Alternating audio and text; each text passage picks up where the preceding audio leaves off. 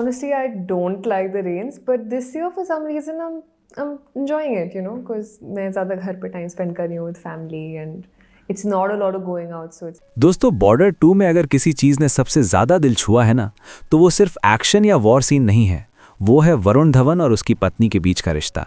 ये दोनों जैसे ही स्क्रीन पर आते हैं, फिल्म का टोन थोड़ा सा बदल जाता है।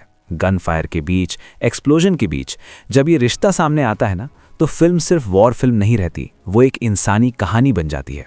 वरुण धवन का किरदार बॉर्डर पर खड़ा है, देश के लिए, ड्यूटी के लिए, जिम्मेदारी के लिए, और उसकी पत्नी वो बॉर्डर के उस पार खड़ी है, इंतजार के साथ, डर के साथ, लेकिन बिना किसी शिकायत के।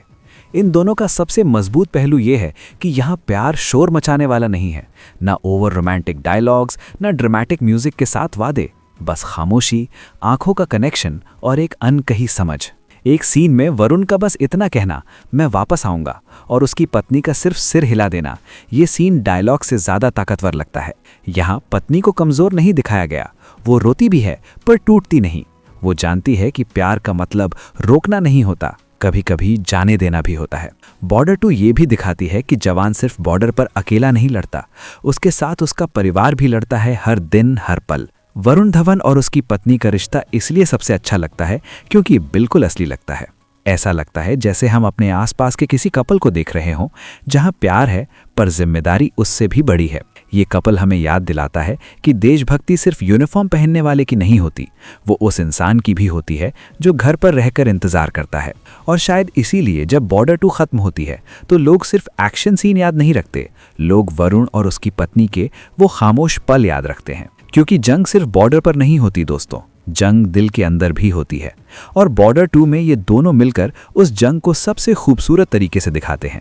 और यही वजह है दोस्तों कि वरुण धवन और उसकी पत्नी का रिश्ता बॉर्डर 2 खत्म होने के बाद भी दिमाग से नहीं निकलता है। इस रिश्ते में सबसे खास बात यह है कि यहाँ विदाई का सीन भी कोई बड़ा ड्रामा नहीं बनता, न जोर जोर से रोना, न लंबे लंबे वादे, बस एक नज़र और बहुत कुछ कह देने वाली खामोशी। फिल्म हमें यह भी दिखाती है कि जब वरुण बॉर्डर पर होता है तो उसकी पत्नी हर छोटी छोटी आवाज़ से डर जाती है। न्यूज़ की हर हेडलाइन, हर कॉल की रिंग उसके दिल की धड़कन बढ़ा देती है, लेकिन फिर भी वो मजबूत बनी रहती है, क्योंकि उसे पता है कि उसका डर अगर बाहर आ गया तो सामने वाला कमज़ोर पड़ सकता है। बॉर्डर 2 बहुत साफ तरीके से कहती है कि प्यार सिर्फ साथ रहने का नाम नहीं है, प्यार कभी कभी अकेले रहकर इंतज़ार करने का नाम भी होता है। वरुण धवन का किरदार जब बॉर्डर पर दबाव में होता है तो उसके चेहरे पर उसकी पत्नी की याद झलक जाती है। वो याद उसे कमज़ोर नहीं बनाती, बल्कि उसे और जिम्मेदार बना देती है। यही वजह है कि ये रिश्ता फिल्म का सबसे भरोसेमंद हिस्सा बन जाता है। यहाँ हीरो सिर्फ वर्दी में खड़ा जवान नहीं है, वो एक पति भी है जो जानता है कि उसकी एक गलती सिर्फ बॉर्डर पर नहीं, घर तक असर डाल सकती है। बॉर्डर 2 हमें ये भी एहसास दिलाती है कि जंग सिर्फ गोलियों से नहीं लड़ी जाती, कुछ जंगें इंतज़ार से लड़ी जाती हैं, कुछ जंगें खामोशी से लड़ी जाती हैं, और कुछ जंगें हर उस इंसान के दिल में चलती हैं जो किसी अपने को बॉर्डर पर छोड़कर आया होता है।